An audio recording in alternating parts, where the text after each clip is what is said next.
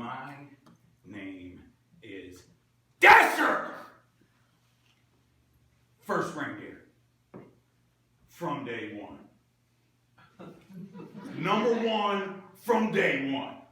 I have been the reindeer ever given for as long as reindeer can fly. One time, I was not the lead reindeer. One time. One foggy Christmas Eve. And it was freezing cold. And the wind. Oh, and we were pulling too short because Blitzen and the faggot stayed home. Yeah, unsafe working conditions. They're chicken shits. They knew something was gonna go wrong. They knew something was gonna be bad. They had that same funny feeling you get in your antlers. You know, when there's gonna be an earthquake or when something's just gonna go down ugly. And it did. That man has been a walking, talking, holly jolly sex crime just waiting to happen for years now. I mean, do you know how many tight, young asses he's had across his life? Oh my God. All of them. Every single one. He had it tattooed. Little red outfit, little white trim. Sound familiar? So that way when Santa gets a chubby, it looks just like it. Big Santa, little Santa, big Santa, little Santa. And they're both lively and quick. Now, I must repeat, I do not speak from personal experience.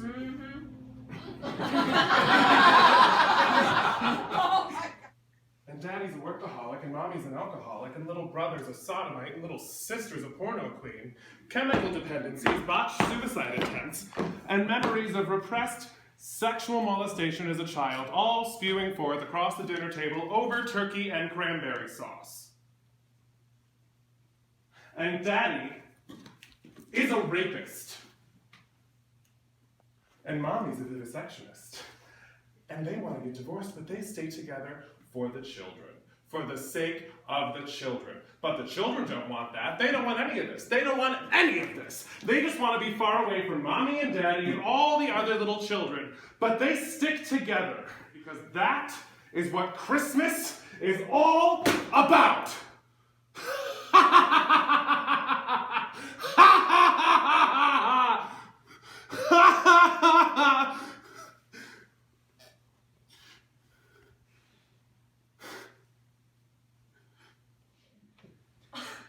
The Rudolph movie, and discrimination in the film industry. No deer has ever been nominated for an Academy Award. Excuse me? Do you mean to tell me that Bambi did not deserve an Oscar? When his mother died.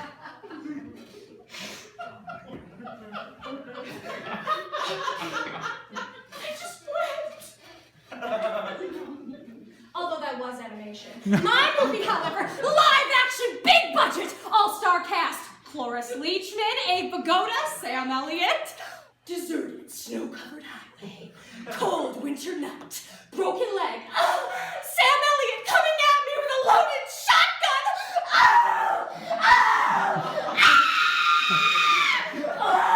Oh! Ah! Thank you.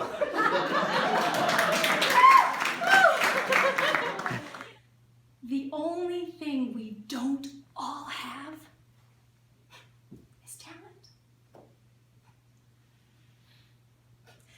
And that is where she made her big mistake.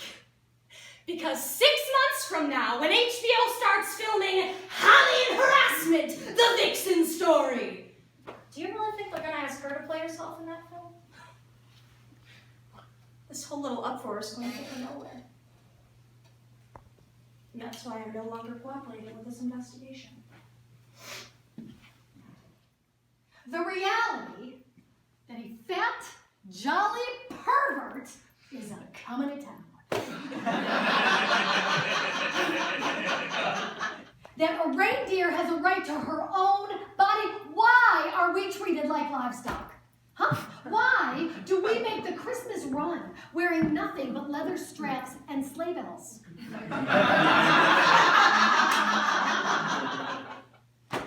Santa Claus must be punished. He must be punished so that the world will know that when a doe says no, she means no. And when she says wait, she means no. And when she says nothing at all, she means no.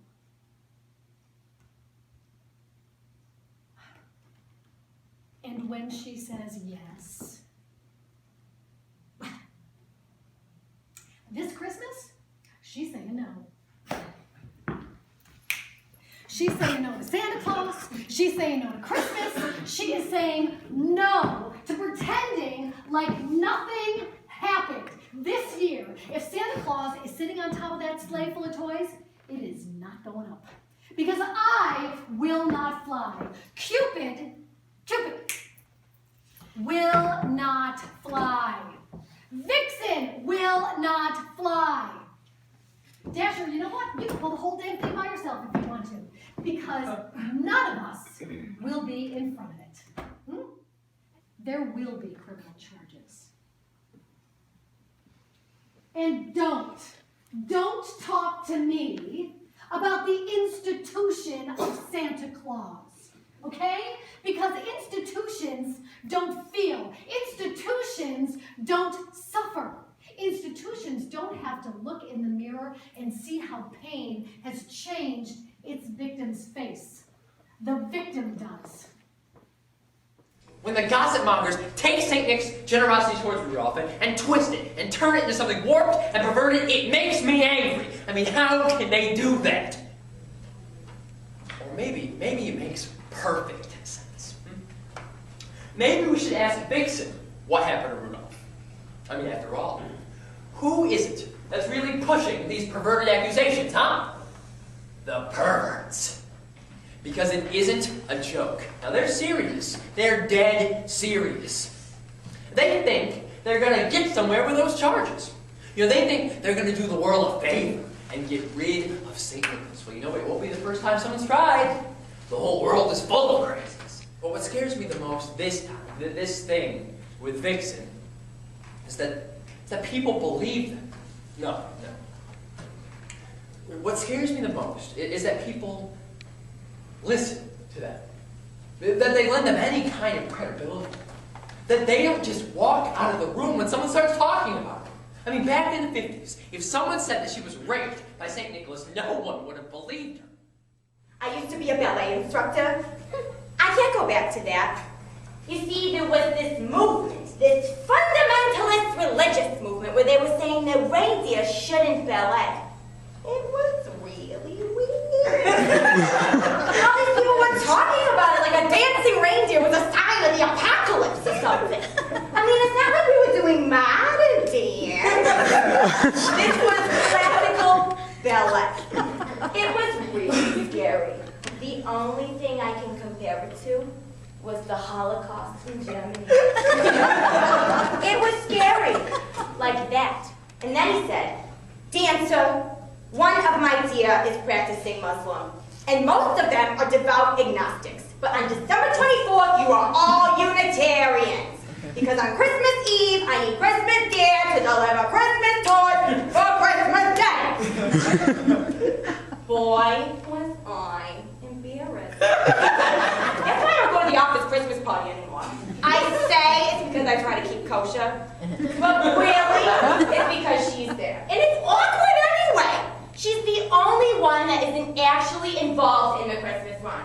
She doesn't make the toys. She doesn't wrap the presents. She's just Santa's wife, so she goes to the party.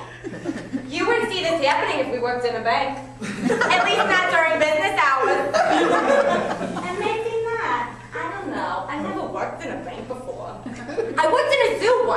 the hours were long and the pay was in peanuts. No, that was a joke! I've never been to a zoo!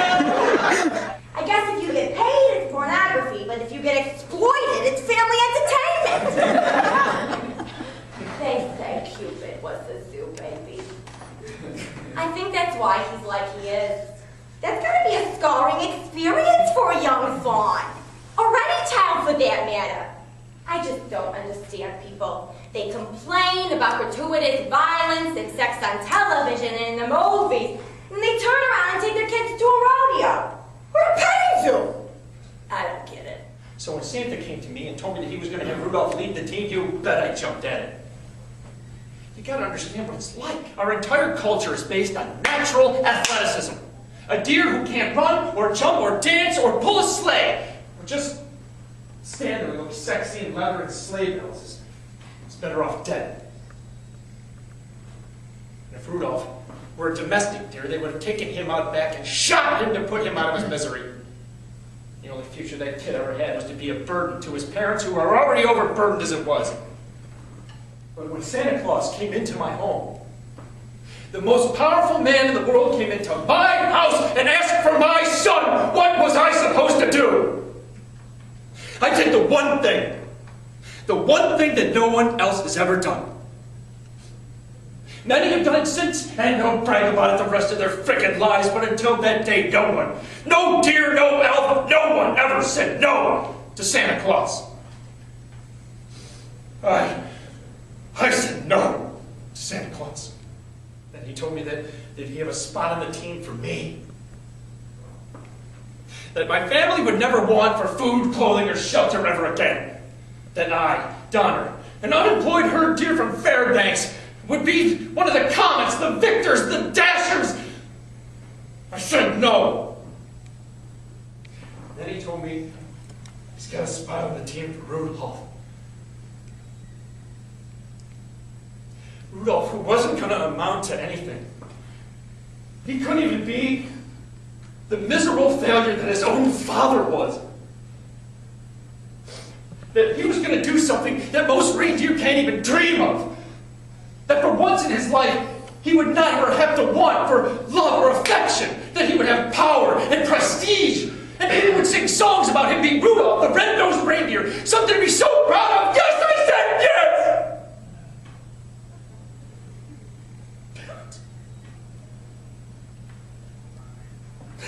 And I listened to the screams from the next room. And I listened to those tears for years to come. Vixen, do you swear to tell the truth, the whole truth, and nothing but the truth to help you God? Absolutely, but I don't believe in God. Well, Santa Claus believes in God. God's been very good to Santa Claus. You understand, if it comes down to his word against yours, we have to believe him. Absolutely. Right, because Santa might be struck by lightning if he were to tell a lie. It's too bad God doesn't have the same policy for sex offenders. How many different sexual partners have you had? More than one. Have you ever had sexual relations with a woman? Yes. Have you ever had sexual relations with more than one person at a time? Why are you asking me all of these stupid questions? If you want to crucify me, well, let's get to the good stuff. Did I know that Santa Claus had sexual fantasies about me? Absolutely. Did I let that prevent me from dressing in a provocative manner when I was in his presence? Absolutely not. Did I know that he kept one of my pinups in his office at the toy shop? Yes. Did I know that he used it to arouse himself during masturbation? Yes. Did I know that Santa Claus was in a state of arousal when I walked into the toy shop that day? Did I know what he had in mind when he came out of his office? When he took his whip off the wall? when he stood between me and the door? Did I know that if I didn't kick him in the face and run screaming from the toy shop right then and there before he even laid a hand on me, that I never would? Yes, I did. I deserved it. I should have known better. You know, I deserve to be raped. In fact, why doesn't someone just fuck me right now? And if anyone did believe me, well then what? I don't need the end of Christmas as we know it on my conscience. It would be the perfect end to a very terrible week. And I know that some of the advocacy groups who've been calling me are going to feel like I betrayed them. I'm sorry.